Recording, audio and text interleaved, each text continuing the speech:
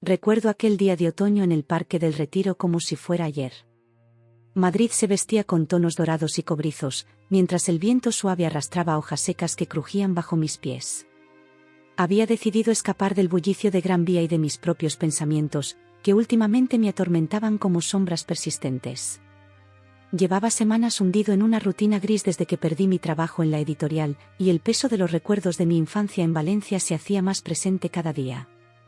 Caminaba distraído entre las estatuas y los senderos bordeados de árboles centenarios cuando noté algo inusual cerca del estanque grande. Un grupo de personas se había congregado alrededor de un hombre que destacaba notablemente en aquel entorno. Vestía un traje oscuro que, incluso desde la distancia, delataba su elevado precio. Su presencia emanaba una autoridad natural que contrastaba con la atmósfera relajada del parque. Mi curiosidad venció a mi habitual timidez. Me acerqué lentamente, mezclándome entre los curiosos que escuchaban con atención.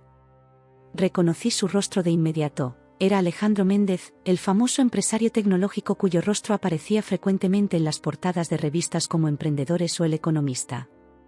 El hombre que había revolucionado la industria española con su empresa de energías renovables y que ahora extendía su imperio por toda Latinoamérica. La sostenibilidad no es solo una palabra de moda, es una necesidad, explicaba a los presentes con una voz melodiosa pero firme, típica del acento madrileño culto. Nuestra responsabilidad con las generaciones futuras. Mientras hablaba, noté algo peculiar en su expresión. Cada cierto tiempo, su mirada se perdía brevemente en el horizonte, como si algo en la distancia reclamara una parte de su atención. Una sombra de incomodidad cruzaba su rostro cuando alguien mencionaba su trayectoria personal o sus inicios.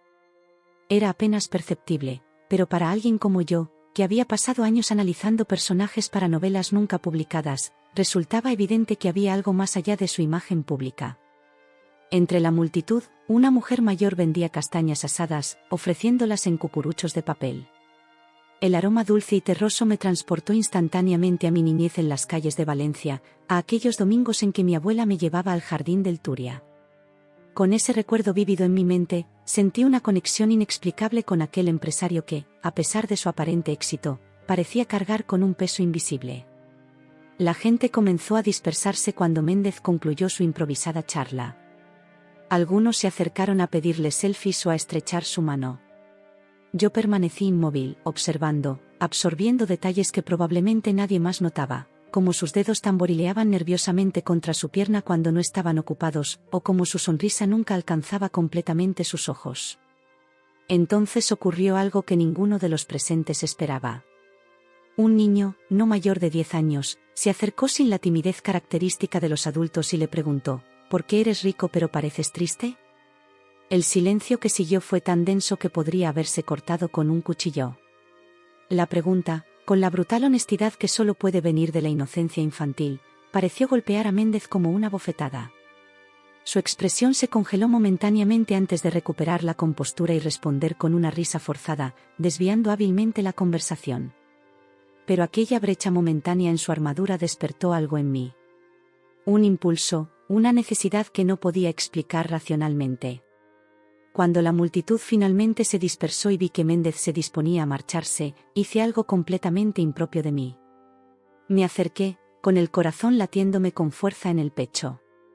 Disculpe, señor Méndez, comencé, sorprendiéndome de que mi voz sonara más firme de lo que me sentía. Soy Carlos Martínez. No quiero robarle mucho tiempo, pero...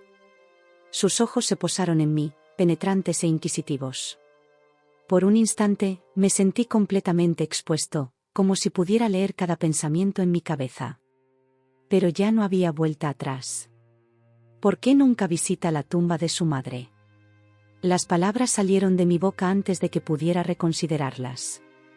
No sabía de dónde había venido esa pregunta específica. Era como si algo dentro de mí hubiera conectado piezas invisibles de un rompecabezas que ni siquiera sabía que estaba intentando resolver. Vi cómo su rostro perdía color gradualmente. Sus manos, que momentos antes gesticulaban con confianza, quedaron inmóviles a sus costados. El ruido del parque, las risas de los niños, el canto de los pájaros, el murmullo del agua del estanque, pareció desvanecerse, dejándonos en una burbuja de silencio absoluto. ¿Quién eres tú realmente?, Preguntó en un tono bajo que mezclaba sorpresa y algo cercano al miedo. ¿Quién te envía? No supe qué responder. No me enviaba nadie. Ni siquiera yo entendía completamente lo que acababa de hacer.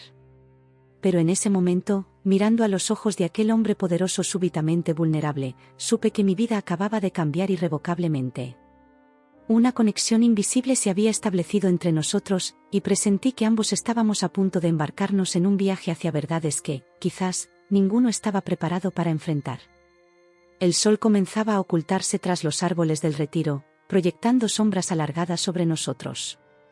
Una bandada de palomas levantó el vuelo repentinamente desde una fuente cercana, sobresaltándonos a ambos.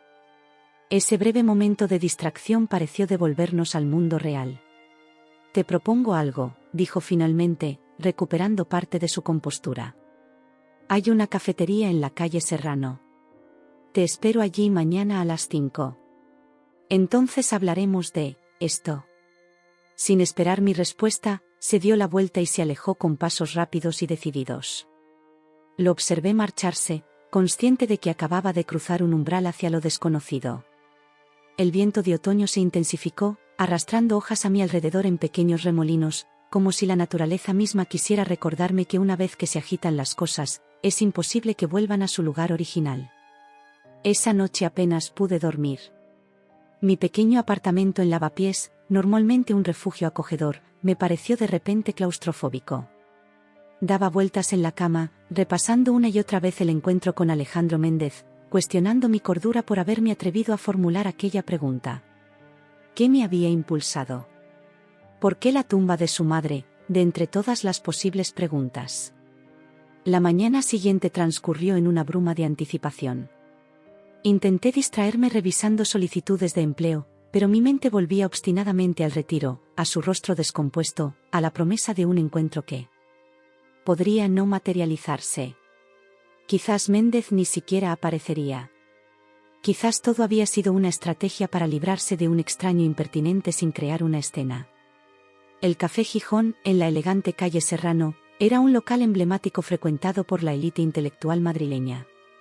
Me sentí fuera de lugar al entrar, con mis jeans desgastados y mi chaqueta de cuero que había visto días mejores. El camarero, vestido impecablemente con chaleco y corbata, me miró con cierto recelo cuando pedí un café con leche y me senté en una mesa apartada. Los minutos se arrastraban con dolorosa lentitud. A las 5:10, cuando comenzaba a convencerme de que había sido plantado, la puerta se abrió y Méndez entró. Vestía más informal que el día anterior, pantalones oscuros y un jersey de cashmere gris que probablemente costaba más que mi alquiler mensual. Nuestras miradas se cruzaron y, tras un momento de vacilación, se dirigió hacia mí. Carlos Martínez, ¿verdad?, dijo mientras se sentaba frente a mí, su voz controlada pero con un matiz de tensión. Debo admitir que consideré no venir. Yo también consideré no aparecer, confesé, sorprendiéndome a mí mismo con mi honestidad. Una sombra de sonrisa cruzó su rostro. Al menos tenemos eso en común. Hizo una pausa para ordenar un expreso al camarero que se había materializado a su lado con la eficiencia de quien reconoce a un cliente importante. Supongo que debo empezar preguntándote cómo sabes sobre la tumba. Su incomodidad al pronunciar aquellas palabras era palpable. Sus dedos jugaban distraídamente con la servilleta de tela, doblándola y desdoblándola en un movimiento repetitivo. La verdad es que no lo sé, respondí, decidiendo que la honestidad era mi única opción viable. Fue una intuición. Algo en su expresión cuando hablaba, en cómo evitaba ciertos temas. Es difícil de explicar. Méndez me estudió con intensidad, como evaluando la veracidad de mis palabras. El café llegó, creando una breve pausa en nuestra tensa conversación. El aroma intenso del espresso se mezcló con los olores a madera pulida y libros antiguos que caracterizaban al local. Trabajo con datos y probabilidades todos los días, dijo finalmente, removiendo su café sin probarlo. Y la probabilidad de que alguien formule exactamente esa pregunta por simple intuición es prácticamente nula. Asentí, comprendiendo su escepticismo. Lo entiendo. Pero es la verdad. Quizás sea porque yo también tengo una relación complicada con los cementerios. Las palabras salían de mí sin filtro, como si algo más fuerte que mi voluntad me empujara a compartir. Mi madre está enterrada en Valencia.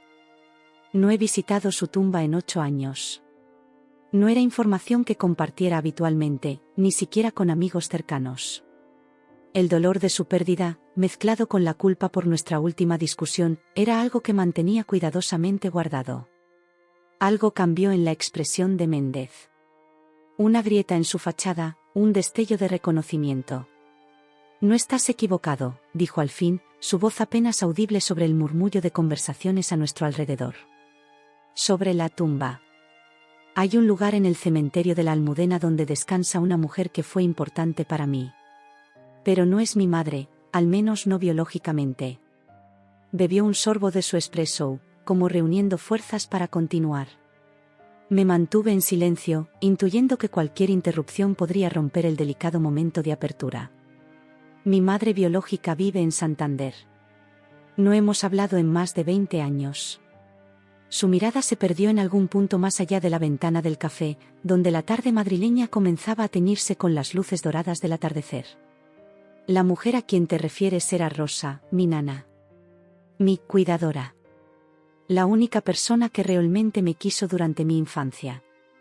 El peso de aquella confesión flotaba entre nosotros. Sentí una mezcla de sorpresa y comprensión. El empático rostro de Rosa se formó en mi imaginación, una mujer mayor, quizás de origen humilde, con manos ásperas por el trabajo y una sonrisa cálida reservada para el niño que le habían confiado. Mi padre era un constructor, un hombre ambicioso y ausente, continuó Méndez, como si una compuerta se hubiera abierto y ya no pudiera contener el flujo de recuerdos. Mi madre, bueno, ella tenía sus propias prioridades, y yo no figuraba entre ellas. Rosa fue contratada cuando yo tenía 3 años y permaneció conmigo hasta que cumplí los 16. Hizo una pausa para beber otro sorbo de café. Sus ojos, normalmente agudos y calculadores si uno se guiaba por sus apariciones en televisión, ahora parecían vulnerables, casi infantiles. Ella venía de un pueblo de Extremadura. Nunca tuvo hijos propios. Solía contarme historias de su infancia, de cómo su padre le enseñó a reconocer el canto de los diferentes pájaros, de los veranos ayudando en la recogida de aceitunas. Una sonrisa melancólica se dibujó en su rostro. Me cantaba canciones populares para dormir, me preparaba migas cuando estaba triste, y fue la única que vino a mis funciones escolares. Podía imaginarlo, un niño solitario en un colegio privado, buscando entre el público el rostro familiar de Rosa mientras los asientos reservados para sus padres permanecían vacíos. Cuando enfermó, mis padres la despidieron. No querían complicaciones, según dijeron. Yo tenía 16 años. Intenté mantener contacto, pero... Su voz se quebró ligeramente. La adolescencia, la universidad, mi carrera, dejé que la vida se interpusiera. Cuando finalmente intenté buscarla, años después, descubrí que había fallecido. Sola, en una residencia de ancianos en las afueras de Madrid. El remordimiento en su voz era palpable, genuino de una manera que ninguna entrevista o perfil mediático había capturado jamás. Este no era el Alejandro Méndez que aparecía en las revistas económicas. Este era un hombre confrontando un fantasma doloroso de su pasado. Compré una parcela en la Almudena, trasladé sus restos. Le di un lugar digno, con una lápida de mármol y flores frescas cada semana. Hizo una pausa, sus ojos encontrándose con los míos con una intensidad perturbadora. Pero nunca he ido personalmente. Envío a mi asistente. No puedo, no sé cómo enfrentarme a eso. La confesión quedó suspendida entre nosotros, cargada de significado. El bullicio del café continuaba a nuestro alrededor, ajeno al momento de verdad que estábamos compartiendo. ¿Por qué me estás contando todo esto?, pregunté finalmente, genuinamente desconcertado. No me conoces. Podría ser un periodista, o alguien buscando chantajearte. Méndez sonrió, una sonrisa triste y conocedora. Precisamente por eso. ¿Por qué no te conozco? Porque mañana podría negarlo todo y nadie te creería. Porque a veces necesitamos confesar nuestros pecados a extraños, ya que es demasiado doloroso compartirlos con quienes realmente importan. Apuró su café y dejó la taza sobre el platillo con un suave tintineo. Además, hay algo en ti, una familiaridad. Como si, de alguna manera, pudieras entender. Y lo hacía. Entendía el peso de los remordimientos no expresados, de las disculpas que llegan demasiado tarde. Pensé en mi propia madre, en su tumba sin visitar en Valencia, en todas las palabras que nunca pronuncié. Creo que deberías visitarla, dije suavemente. A Rosa. Creo que se lo debes. Y te lo debes a ti mismo. Una sombra cruzó su rostro, mezcla de dolor y reconocimiento. Se levantó abruptamente, dejando un billete de 50 euros para un café que costaba apenas 3. Tengo que irme. Hay una reunión. La excusa sonaba hueca incluso para él mismo. Antes de marcharse, me miró una última vez. Gracias por escuchar, Carlos. Tal vez tengas razón. Tal vez no. En cualquier caso, no espero volver a verte. Lo observé salir del café con paso firme, recomponiéndose visiblemente con cada paso, volviendo a ser el magnate seguro de sí mismo que el mundo conocía. Pero yo había visto más allá de esa fachada. Y algo me decía que nuestros caminos volverían a cruzarse, a pesar de sus palabras de despedida. Durante los días siguientes, mi encuentro con Alejandro Méndez se convirtió en una obsesión silenciosa. Regresé a mi rutina, búsqueda de trabajo, entrevistas infructuosas, visitas a la biblioteca municipal para ahorrar en calefacción, pero mi mente volvía constantemente a nuestra conversación en el Café Gijón. Sus palabras sobre Rosa, la nana extremeña que había sido su único refugio emocional, resonaban en mi cabeza mientras caminaba por las calles empedradas de Madrid. Una semana después, casi por instinto, mis pasos me llevaron nuevamente al Parque del Retiro. El otoño avanzaba inexorable, los árboles se habían despojado de más hojas, y el aire tenía ya ese filo cortante que anuncia la proximidad del invierno.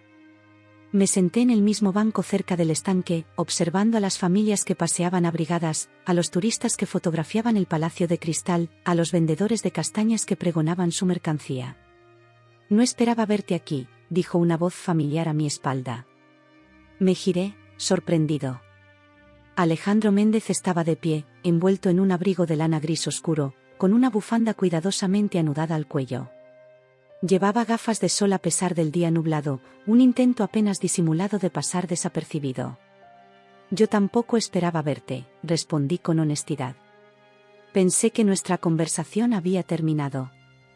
Esbozó una sonrisa tensa, sentándose a mi lado con un suspiro. Yo también lo pensé.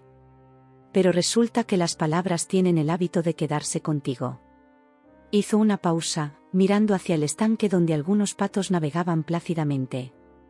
No he dormido bien desde nuestra charla. Tus palabras sobre visitar a Rosa han estado rondando mi cabeza. Un silencio cómodo se instaló entre nosotros, como si fuéramos viejos amigos que no necesitan llenar cada momento con conversación.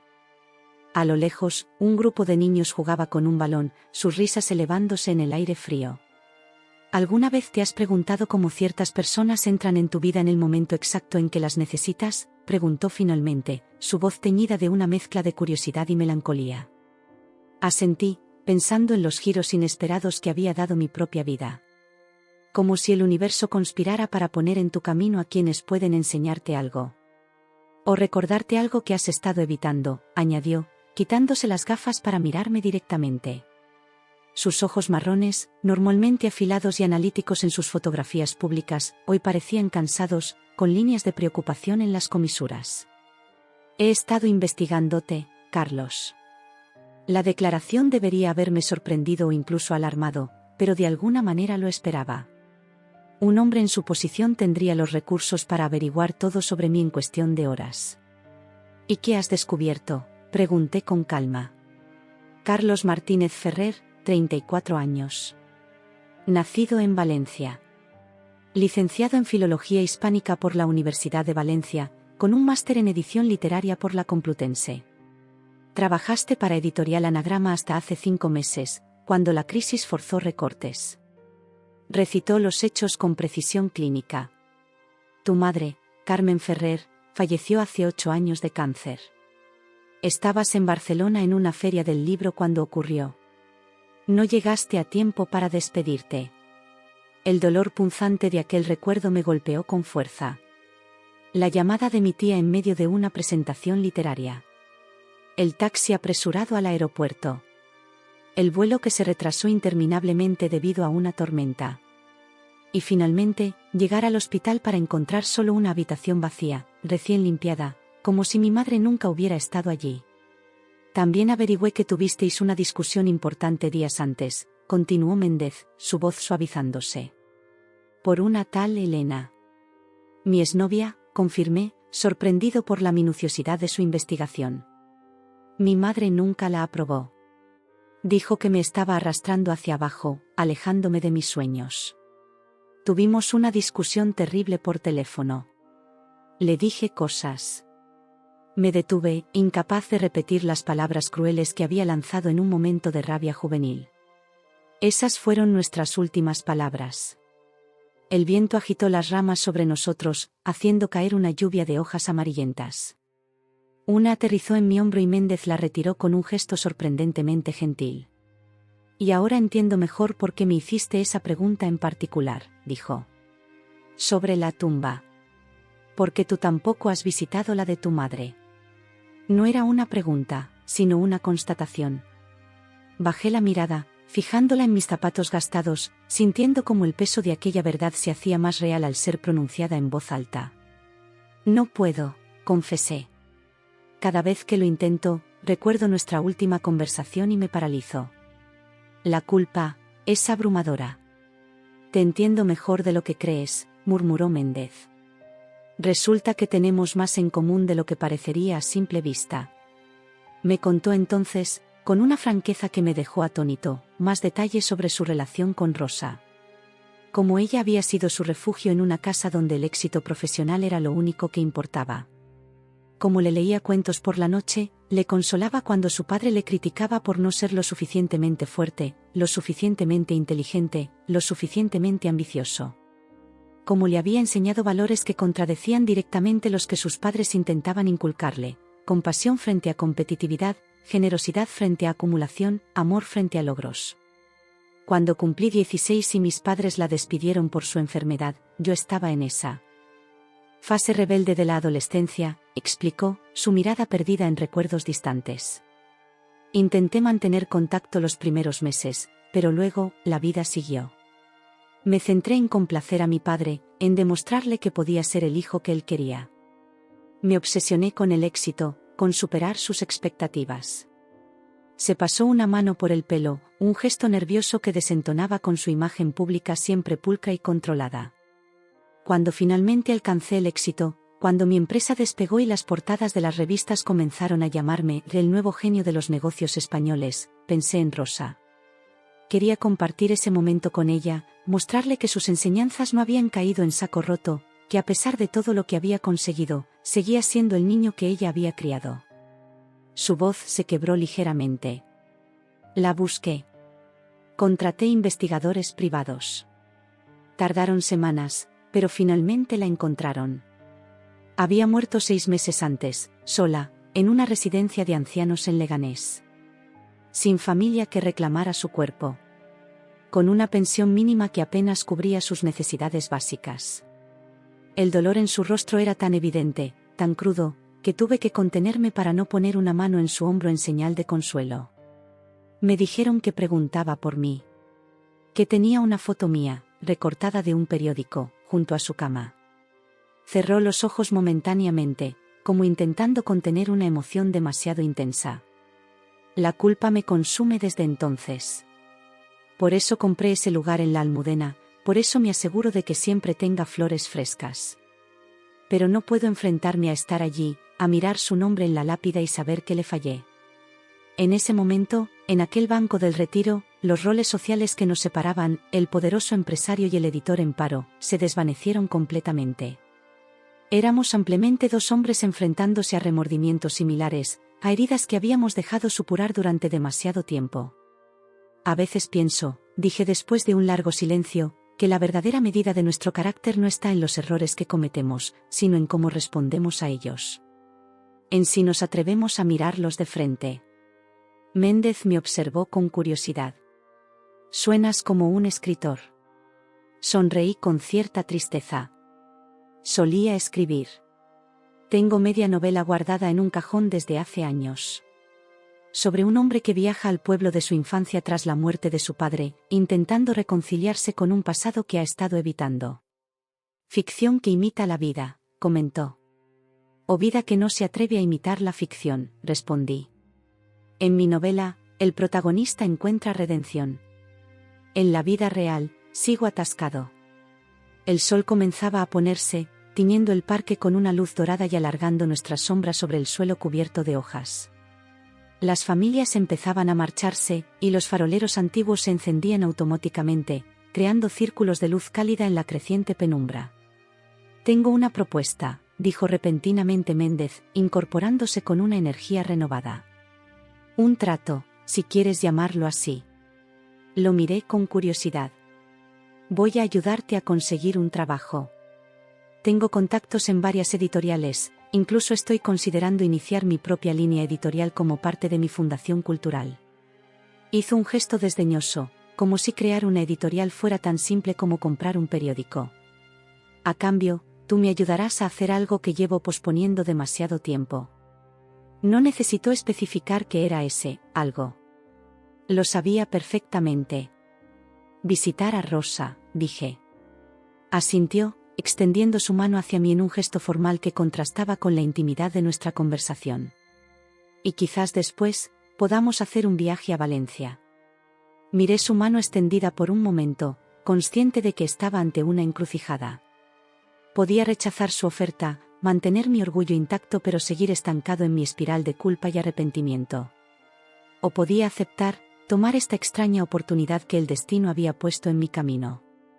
Estreché su mano, sellando un pacto que iba mucho más allá de lo profesional. Era un acuerdo entre dos almas heridas que, quizás, podrían ayudarse mutuamente a sanar. Mañana, dijo con firmeza renovada. Iremos mañana al cementerio. Antes de que pueda arrepentirme. Cuando nos despedimos esa tarde, mientras Madrid se sumergía en el azul profundo del anochecer, sentí que algo fundamental había cambiado en mí. Como si un nudo que llevaba años apretándose en mi interior comenzara, muy lentamente, a aflojarse. La mañana siguiente amaneció gris y amenazante, como si el cielo de Madrid presintiera la carga emocional de lo que estábamos a punto de hacer. Esperé en la puerta de mi edificio, observando las nubes pesadas que se acumulaban sobre los tejados del barrio. A las 10 en punto, un Mercedes negro con cristales tintados se detuvo frente a mí. La ventanilla descendió revelando el rostro tenso de Alejandro Méndez. Buenos días, saludó con una formalidad que contrastaba con la intimidad de nuestra conversación del día anterior. Vestía completamente de negro, no por afectación sino como corresponde a una visita al cementerio. ¿Listo? Asentí y subí al coche. El conductor, un hombre de mediana edad con expresión impasible, nos separaba del mundo exterior creando una burbuja de privacidad en el asiento trasero. El interior olía a cuero nuevo y a un sutil perfume masculino. Ninguno de los dos habló durante el trayecto. Méndez miraba por la ventana, aparentemente absorto en el paisaje urbano que se deslizaba ante nosotros, pero sus dedos tamborileando sobre su rodilla delataban su nerviosismo. Yo sentía un nudo en el estómago, como si fuéramos a enfrentarnos a algo mucho más temible que una simple lápida de mármol. El cementerio de la Almudena, el más grande de Madrid, se extendía como una ciudad silenciosa en la parte este de la capital. Sus imponentes puertas de hierro forjado daban paso a avenidas de cipreses y mausoleos que se perdían en la distancia. El conductor nos dejó en la entrada principal, y Méndez le indicó que nos esperara. Conozco el camino, dijo mientras comenzábamos a adentrarnos en el laberinto de tumbas y panteones. He memorizado el mapa, aunque nunca he estado aquí en persona. Caminamos en silencio por senderos de gravilla, pasando junto a monumentos funerarios de diferentes épocas y estilos. Algunos ostentosos y grandilocuentes, otros simples y discretos. La historia de Madrid y sus contrastes sociales quedaban plasmados hasta en la muerte. Después de unos 10 minutos de caminata, Méndez se detuvo abruptamente frente a una tumba relativamente modesta pero bien cuidada. Una lápida de mármol blanco con letras doradas rezaba: Rosa Gutiérrez Moreno. 1942 a 2015, el amor verdadero nunca muere. Y por primera vez desde que lo conocía, vi cómo Alejandro Méndez, el poderoso empresario, el hombre cuya imagen de control y confianza aparecía en portadas de revistas económicas, se desmoronaba completamente. Sus rodillas cedieron y cayó sobre la gravilla frente a la tumba. No lloró de forma estruendosa, sus lágrimas caían silenciosamente mientras sus hombros se convulsionaban ligeramente.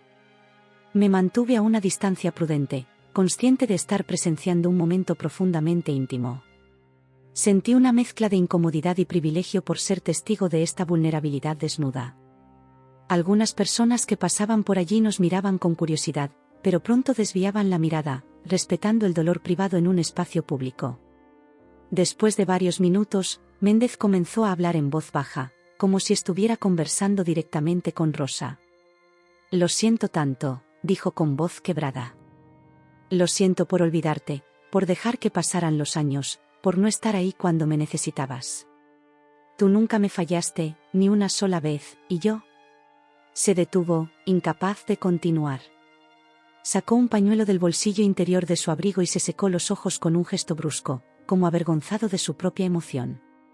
«¿Sabes qué es lo más difícil?», me preguntó sin girarse, su voz ahora más firme pero aún empapada de emoción. «Que todo lo que soy, todo lo que he conseguido, todo lo que valoro de verdad, viene de ella. De sus enseñanzas. Y sin embargo, la dejé de lado cuando mi vida se volvió demasiado importante, punto». Un rayo de sol se filtró momentáneamente entre las nubes, iluminando la lápida y creando destellos dorados en las letras que formaban el nombre de Rosa. Casi parecía una señal, una respuesta silenciosa desde algún lugar más allá de nuestra comprensión. «Ella solía decirme algo», continuó Méndez, acariciando el borde de la lápida con una delicadeza sorprendente. «Alejandro, hay dos tipos de riqueza en este mundo. La que se guarda en los bancos y la que se guarda en el corazón. Nunca confundas la una con la otra, punto». Sonrió tristemente, perdido en el recuerdo. «Y mírame ahora. Con cuentas en Suiza y las Caimán, con propiedades en 3 continentes. Y sin embargo», hizo un gesto abarcando la simplicidad de la tumba. «La única persona que me amó de verdad acabó aquí, sin que yo estuviera a su lado para sostener su mano al final». Se incorporó lentamente, sacudiéndose la gravilla de las rodillas con gestos mecánicos. Cuando finalmente se giró hacia mí, su rostro mostraba una mezcla de dolor y, sorprendentemente, alivio. «Hay algo que no te conté ayer», dijo con voz queda. «Algo que ni siquiera mis biógrafos oficiales saben». Esperé en silencio, respetando su ritmo para revelar lo que fuera que necesitaba compartir. «El día que Rosa enfermó, yo estaba en casa. Escuché cuando le dijo a mi madre que no se sentía bien, que tenía un dolor en el pecho que no la dejaba respirar. Su mirada se perdió entre las tumbas circundantes. Mi madre le dijo que se tomara una aspirina y siguiera con la limpieza. Esa noche, Rosa tuvo un infarto en su pequeña habitación del servicio. Nadie la escuchó, o nadie quiso escucharla». Hizo una pausa, su rostro contrayéndose con un dolor antiguo pero no menos intenso. «Yo tenía 16 años. Era lo suficientemente mayor para haber insistido, para haber llamado a un médico, para haberme enfrentado a mis padres. Pero estaba ocupado con mis cosas de adolescente. Incluso recuerdo que me molestó que Rosa no me llevara la merienda a mi habitación como siempre. El peso de aquella confesión pareció aplastar el aire entre nosotros. Comprendí entonces que lo que le atormentaba no era solo el abandono posterior, sino esta primera traición, este primer momento en que había elegido la comodidad sobre el amor. Sobrevivió a aquel infarto», continuó, «pero nunca volvió a ser la misma. Los médicos dijeron que necesitaba cuidados, descanso. Mis padres la despidieron con una pequeña indemnización y la promesa vacía de mantenerse en contacto. Yo me quedé callado. No protesté. Parte de mí, la parte más egoísta, incluso se sintió liberada de su presencia, de su mirada que parecía ver a través de mis incipientes ambiciones. Un grupo de gorriones aterrizó cerca de nosotros, picoteando entre la gravilla en busca de algo comestible. Su actividad despreocupada contrastaba dolorosamente con la gravedad de nuestra conversación. «Durante años me dije a mí mismo que era demasiado joven, que no podía haber hecho nada diferente», dijo Méndez. Pero la verdad es que sí podía. Podía haber mantenido contacto. Podía haberla buscado cuando comencé a tener éxito. Podía haberle dado una vida digna en sus últimos años. Se acercó a mí y me miró directamente a los ojos. En su mirada había una intensidad casi feroz. ¿Sabes lo que más me atormenta, Carlos? Que a pesar de todo, ella seguía queriéndome. La directora de la residencia me dijo que Rosa hablaba de mí constantemente, que presumía de su niño, que salía en los periódicos. Que su última coherente fue preguntando si yo había ido a visitarla. La revelación era devastadora en su sencillez. Me quedé sin palabras, comprendiendo la magnitud del peso que Méndez había estado cargando durante todos estos años. El amor incondicional es aterrador, dijo en un susurro. Porque nos muestra lo poco que lo merecemos. En ese momento, un trueno retumbó en la distancia y las primeras gotas de lluvia comenzaron a caer, como si el cielo finalmente liberara las lágrimas contenidas toda la mañana. Ninguno de los dos hizo ademán de movernos. La lluvia se intensificó rápidamente, empapándonos, pero había algo purificador en permanecer allí, permitiendo que el agua lavara algo más que nuestros cuerpos. Gracias, dijo finalmente Méndez. Por obligarme a venir. Por ser testigo de esto. No hay nada que agradecer, respondí con sinceridad. Te equivocas, dijo mientras depositaba un pequeño ramo de flores que había traído consigo al pie de la lápida. Llevaba 10 años evitando este momento. 10 años construyendo un imperio para compensar una deuda que ninguna cantidad de dinero podría saldar. Comenzamos a caminar de regreso hacia la entrada del cementerio, completamente empapados pero extrañamente aliviados, como si la lluvia hubiera limpiado no solo nuestros cuerpos sino también algo más profundo dentro de nosotros. ¿Y ahora qué?, pregunté mientras avistábamos el Mercedes que nos esperaba con el motor en marcha. Méndez se detuvo antes de llegar al coche y me miró con una expresión renovada, más ligera a pesar de la lluvia que escurría por su rostro. Ahora, creo que es tu turno, respondió con suavidad. Creo que necesitas hacer un viaje a Valencia. La mención de mi ciudad natal y lo que allí me esperaba me produjo un escalofrío que nada tenía que ver con la lluvia fría de noviembre. El tren de alta velocidad. Atravesaba la llanura manchega a más de 300 km por hora, pero el paisaje fuera de la ventanilla parecía moverse a cámara lenta. Campos infinitos de tonos ocres y marrones se extendían hasta el horizonte bajo un cielo de un azul imposible. Alejandro Méndez había insistido en comprarme el billete a Valencia, a pesar de mis protestas iniciales. Considéralo parte de nuestro trato, había dicho con una sonrisa que ya no parecía tan tensa como días atrás. Además, tengo demasiados puntos acumulados que nunca uso.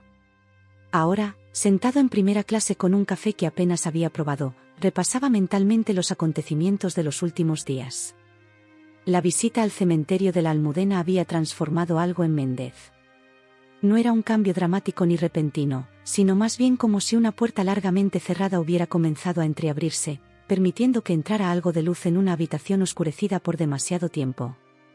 Me había ofrecido trabajo en la fundación cultural que estaba creando, no como un acto de caridad, había insistido, sino porque necesitaba a alguien con mi formación y sensibilidad.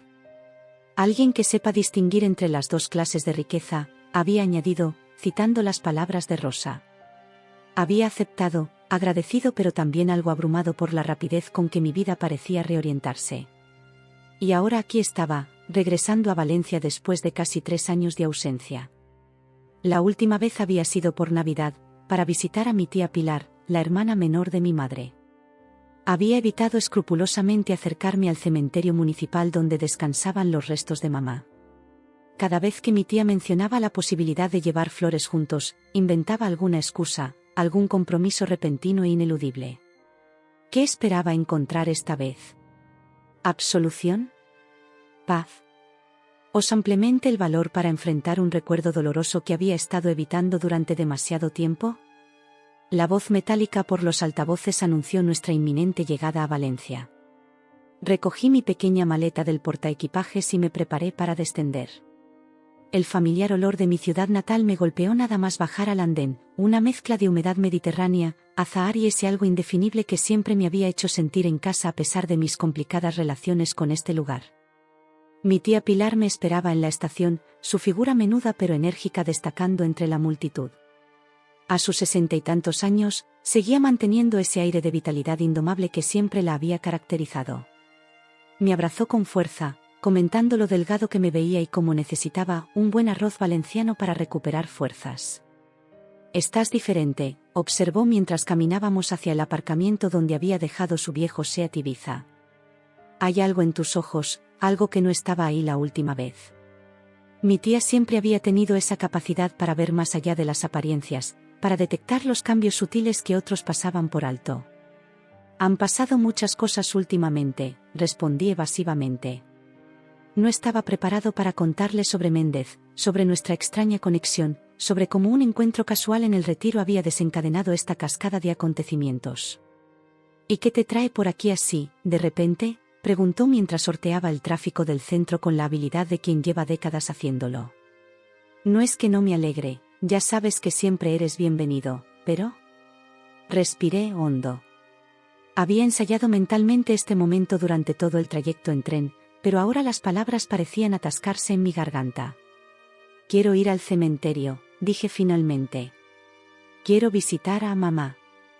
Pilar detuvo el coche en un semáforo y me miró con una mezcla de sorpresa y algo parecido al alivio. «Ya era hora, Carlitos», dijo suavemente, usando el diminutivo de mi infancia. «Ya era hora». El resto del trayecto hasta su apartamento en el barrio del Carmen transcurrió en un silencio cómodo. El sol valenciano de noviembre, mucho más cálido que el de Madrid, bañaba las callejuelas estrechas del casco antiguo, proyectando sombras que danzaban sobre los edificios históricos. Esa noche, después de una cena abundante durante la cual evitamos cuidadosamente el tema del cementerio, me retiré a la habitación de invitados que en realidad era mi antigua habitación de adolescente. Pilar había conservado algunos de mis viejos pósters de grupos musicales y películas, creando una extraña cápsula del tiempo que me transportaba a una versión de mí mismo que ahora me parecía un desconocido. Sobre la mesilla de noche había colocado una fotografía enmarcada de mi madre y yo. Debía tener unos 16 años en aquella imagen, y ambos sonreíamos ampliamente frente a la ciudad de las artes y las ciencias. Recordaba perfectamente ese día. Había ganado un concurso literario del instituto, y ella había insistido en celebrarlo con una visita al acuario y después helados en la Malvarrosa. Tomé la fotografía entre mis manos, pasando los dedos sobre el rostro sonriente de mamá. Carmen Ferrer había sido profesora de literatura en un instituto, una mujer apasionada por los libros que me había transmitido ese amor desde la cuna. Ella había sido mi primera y más importante mentora, la persona que me había animado a perseguir mi vocación a pesar de las dudas y obstáculos. Nuestra relación siempre había sido estrecha, casi simbiótica, hasta que Elena apareció en mi vida durante mi último año de universidad. Mi madre nunca expresó abiertamente su desaprobación, pero yo podía sentirla, podía verla en pequeños gestos, en comentarios aparentemente casuales. Elena representaba todo lo que mi madre temía: impulsividad, despreocupación por el futuro, una visión de la vida centrada en el presente inmediato. Pasé el dedo sobre el cristal del marco, recordando con dolorosa claridad nuestra última conversación telefónica. Yo estaba en Barcelona, preparándome para un evento editorial importante. Elena y yo habíamos estado discutiendo. Ella quería que dejara mi trabajo en la editorial para acompañarla a Berlín, donde le habían ofrecido un puesto como fotógrafa freelance para una agencia de viajes. Mi madre llamó en medio de mi confusión emocional, y percibió inmediatamente mi estado de ánimo. «Es por ella, ¿verdad?», había dicho con ese tono que intentaba ser neutral pero no lo conseguía. «Está intentando alejarte de todo lo que has construido». Algo se rompió dentro de mí. Todas las tensiones, todos los silencios incómodos, todas las miradas de desaprobación acumuladas durante años estallaron en un ataque de furia verbal que aún me avergonzaba recordar. «Siempre has estado celosa de cualquier persona que me importara además de ti», le grité al teléfono. «Nunca has querido que tenga mi propia vida. Querías que me quedara para siempre como tu hijo obediente, viviendo la vida que tú no pudiste tener». El silencio al otro lado de la línea fue devastador. Cuando finalmente habló, su voz sonaba pequeña, herida más allá de cualquier reparación posible. «Eso no es justo, Carlos. Yo solo quiero que seas feliz». «Entonces déjame vivir mi vida y deja de juzgar mis decisiones», respondí, aún cegado por la rabia. Si no puedes aceptar a Elena, si no puedes aceptar mis elecciones, quizás sea mejor que no hablemos por un tiempo. Ese tiempo se convirtió en eternidad cuando, 3 días después, un aneurisma cerebral se llevó a mi madre mientras corregía exámenes en la mesa de la cocina. Mi tía me llamó desesperada, yo estaba en medio de una presentación literaria. El vuelo se retrasó por una tormenta eléctrica. Cuando finalmente llegué al hospital, ya era demasiado tarde. Y ahora, 8 años después, aquí estaba, sosteniendo esta fotografía entre manos temblorosas, con lágrimas silenciosas rodando por mis mejillas. El recuerdo de Alejandro Méndez arrodillado frente a la tumba de Rosa me atravesó como un relámpago. Entendí entonces que este viaje no era solo sobre pedir perdón o buscar absolución, era sobre recuperar una parte fundamental de mí mismo que había mantenido enterrada junto con mi madre.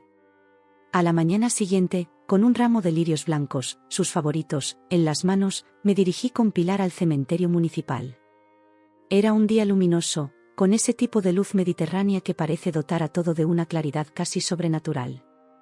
El cementerio valenciano, con sus cipreses recortados contra el cielo y sus panteones ornamentados, tenía un aire menos sombrío que la Almudena, como si incluso en la muerte, la alegría levantina encontrara la manera de manifestarse. Pilar caminaba a mi lado en silencio, respetando mi proceso interno, ofreciéndome su presencia como único apoyo. Cuando finalmente llegamos a la tumba de mi madre, sentí que las piernas amenazaban con fallarme. Era una lápida sencilla pero elegante, de mármol color crema con letras negras, Carmen Ferrer Navarro. 1962 a 2017, amada madre, hermana y maestra. Las palabras permanecen. Esa última frase, las palabras permanecen, había sido idea mía. Era una referencia a su cita favorita de Quevedo, polvo serán, más polvo enamorado. Ella siempre había creído en el poder trascendente de la literatura, en cómo las palabras podían sobrevivir a sus creadores, transportando su esencia a través del tiempo. Y sin embargo, aquí estaba yo, un hombre de palabras, completamente mudo frente a su tumba. Todas las frases que había ensayado, todas las elaboradas disculpas que había compuesto mentalmente, se desvanecieron como la niebla bajo el sol valenciano. En su lugar, caí de rodillas, tal como había visto hacer a Méndez, y dejé que las lágrimas fluyeran libremente. Pilar se alejó discretamente, dándome el espacio que necesitaba para este momento íntimo. «Lo siento, mamá», susurré finalmente, colocando los lirios sobre la lápida. «Siento las cosas horribles que te dije. Siento no haber llegado a tiempo. Siento haber tardado tanto en venir». Una brisa suave agitó las hojas de los cipreses cercanos, creando un susurro que casi parecía una respuesta. «Elena y yo rompimos pocas semanas después de tu partida», continué. «Tenías razón sobre ella, sobre nosotros. No era la persona adecuada para mí. Pero yo estaba tan empeñado en demostrarte que podía tomar mis propias decisiones que no quise escucharte». Pasé los dedos sobre las letras grabadas de su nombre, sintiendo la piedra cálida por el sol. «He estado perdido, mamá. Perdido y enfadado. Conmigo mismo, con el destino, incluso contigo a veces. Pero conocí a alguien recientemente, alguien que me ayudó a entender que necesitaba venir aquí, que necesitaba decirte estas cosas aunque ya no puedas escucharlas». Al pronunciar estas palabras, sentí algo extraño en mi pecho, como si un nudo que llevaba años apretándose comenzara a aflojarse.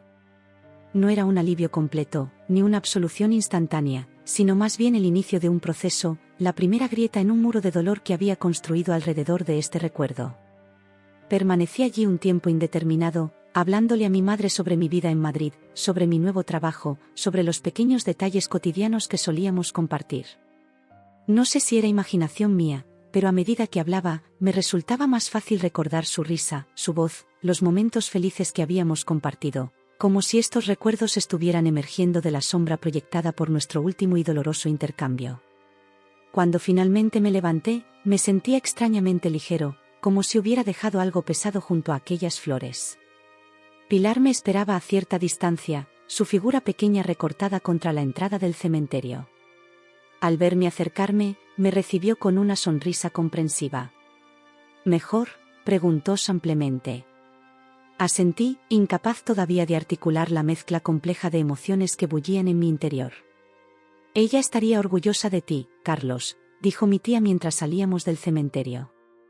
No por esto, añadió, señalando hacia atrás con un gesto de la cabeza, sino por el hombre en que te has convertido a pesar de todo. De camino a casa, le escribí un mensaje breve a Alejandro Méndez. Lo hice. Tenías razón. Gracias. Su respuesta llegó casi instantáneamente. No hay nada que agradecer. Los dos teníamos deudas pendientes que saldar. Te espero en Madrid. Hay mucho trabajo por hacer. Mientras guardaba el teléfono, contemplé el paisaje valenciano desde la ventanilla del taxi.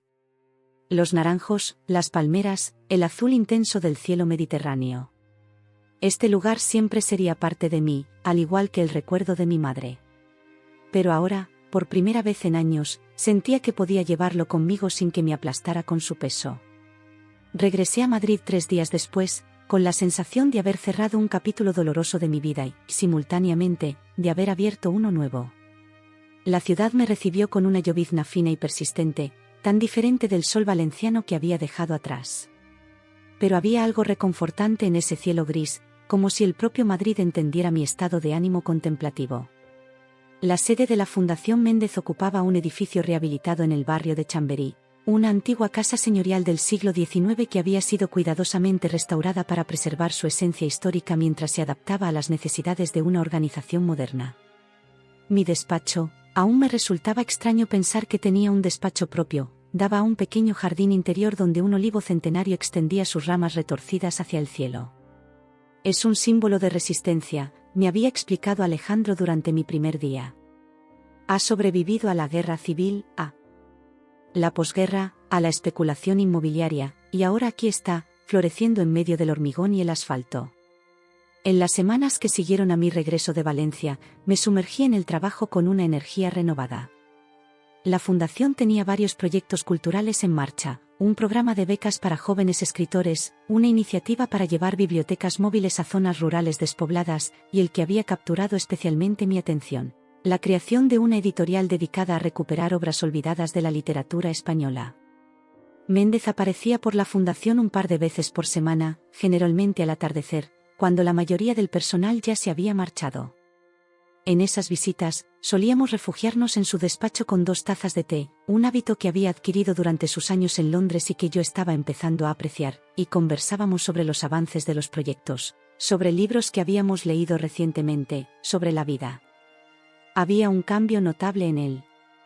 No era algo que pudiera definirse fácilmente, seguía siendo el mismo hombre brillante y exigente, capaz de analizar complejos problemas financieros con precisión quirúrgica.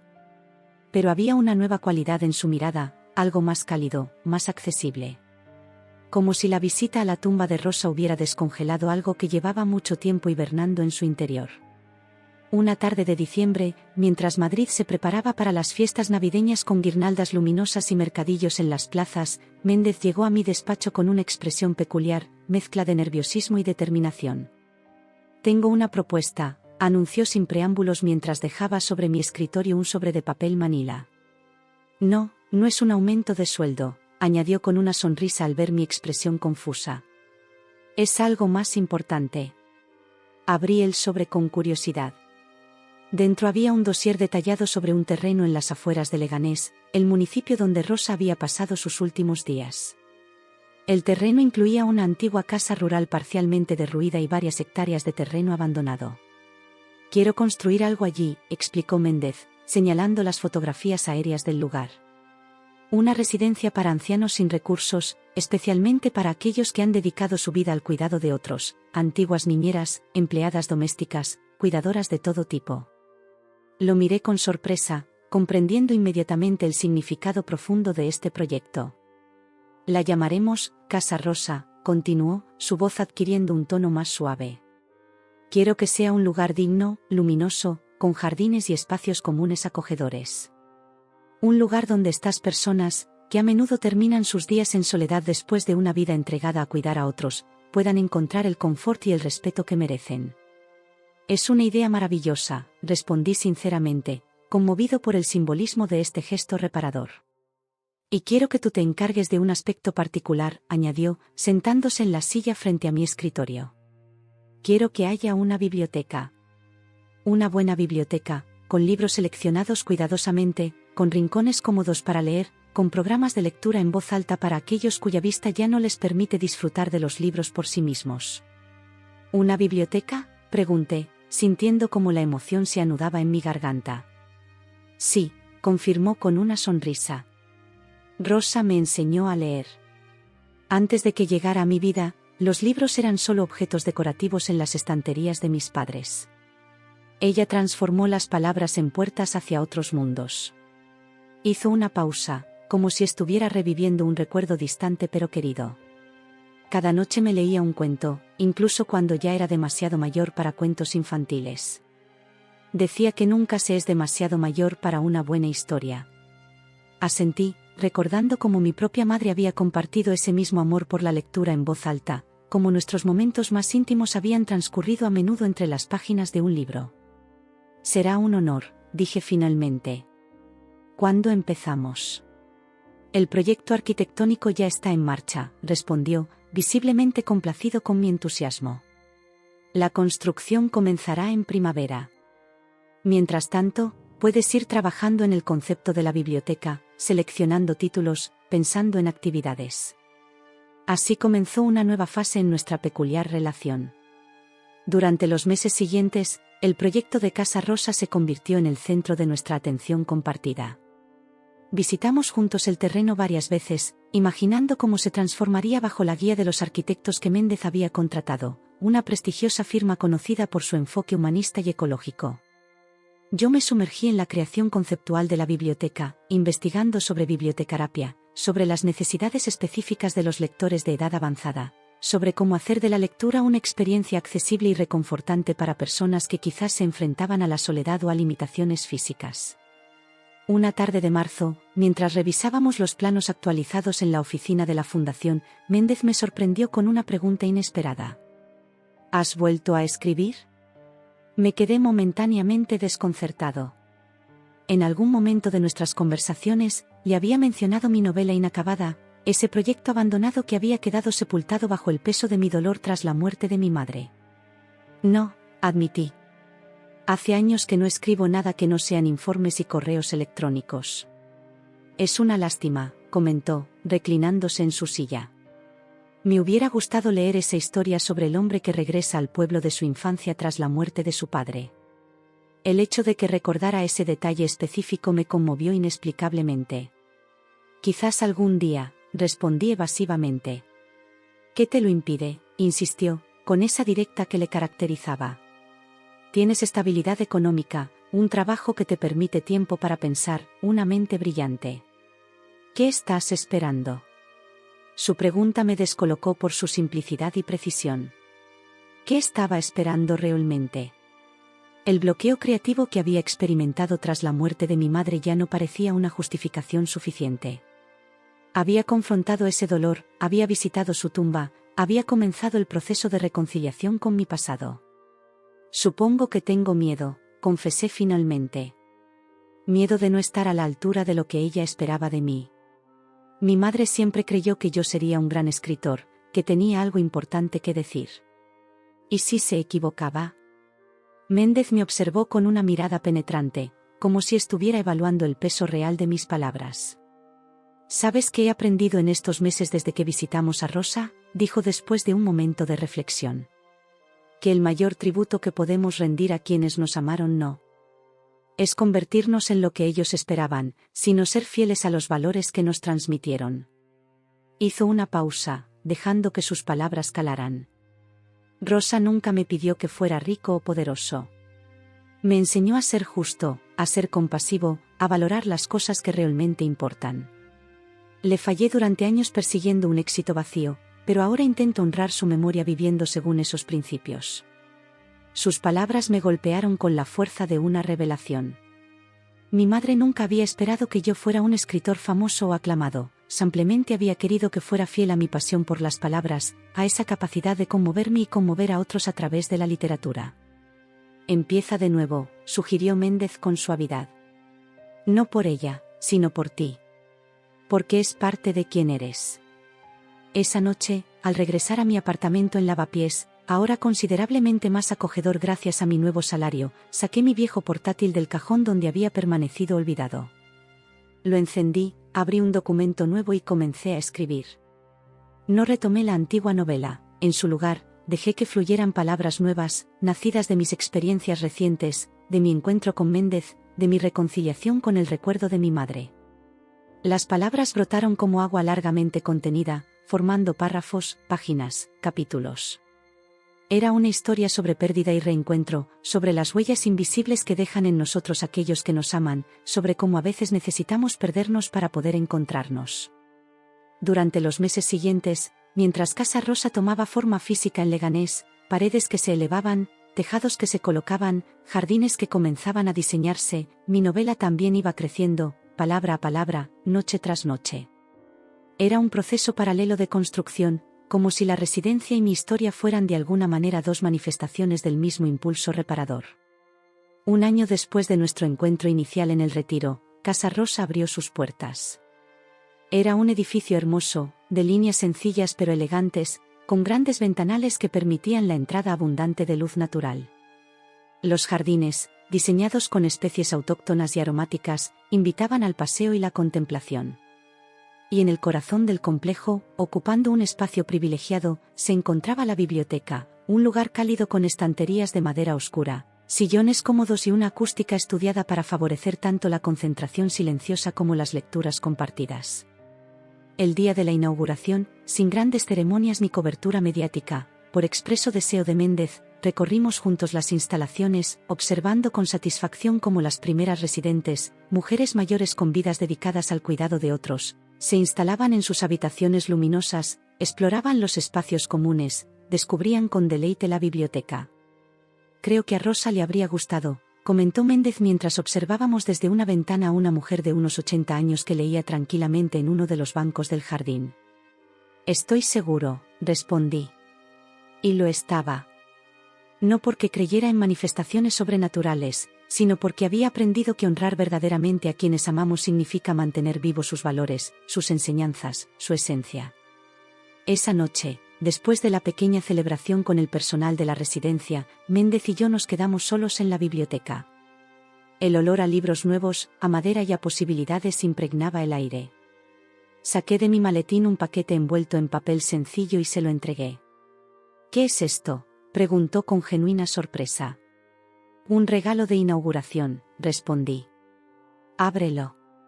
Desenvolvió el paquete con cuidado, revelando un manuscrito encuadernado artesanalmente. En la portada, un título simple, El cuidador. Mi novela, expliqué ante su mirada interrogante. Está terminada. Quiero que seas el primero en leerla. Sus dedos acariciaron la portada con delicadeza, como si estuviera tocando algo precioso y frágil. Me siento honrado, dijo con una voz inusualmente emotiva para un hombre habitualmente tan contenido. Es gracias a ti, confesé.